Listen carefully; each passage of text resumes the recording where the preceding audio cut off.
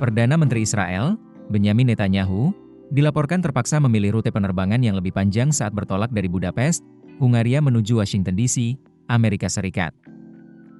Langkah ini diambil untuk menghindari kemungkinan pendaratan darurat di negara-negara yang berpotensi menegakkan surat perintah penangkapan dari Mahkamah Pidana Internasional.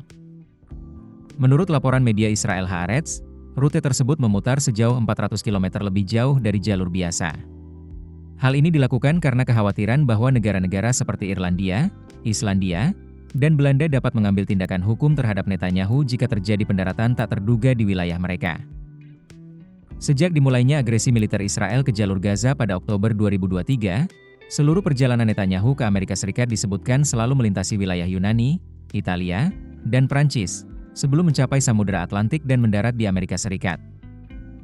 Pemilihan rute ini diduga bagian dari strategi diplomatik untuk menghindari potensi ancaman hukum internasional selama penerbangan.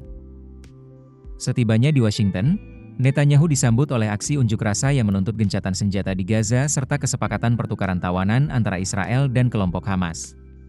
Aksi ini mencerminkan tekanan internasional yang terus meningkat terhadap kebijakan militer Israel di wilayah Palestina. Pada Kamis sebelumnya, Netanyahu tiba di Budapest dalam kunjungan resmi. Kunjungan ini dinilai sebagai tantangan terbuka terhadap surat perintah penangkapan yang dikeluarkan Mahkamah Pidana Internasional atas dugaan kejahatan perang dan kejahatan terhadap kemanusiaan yang dilakukan di Gaza. Tak lama setelah kunjungan tersebut, pemerintah Hungaria mengumumkan bahwa negara itu secara resmi menarik diri dari keanggotaan ICC, sebuah keputusan yang memicu kecaman luas dari komunitas internasional dan kelompok-kelompok hak asasi manusia. Pada November 2024, ICC mengeluarkan surat perintah penangkapan terhadap Netanyahu dan mantan Menteri Pertahanan Israel, Yoav Gallant, atas dugaan keterlibatan mereka dalam kejahatan perang dan kejahatan terhadap kemanusiaan dalam konflik bersenjata di Gaza.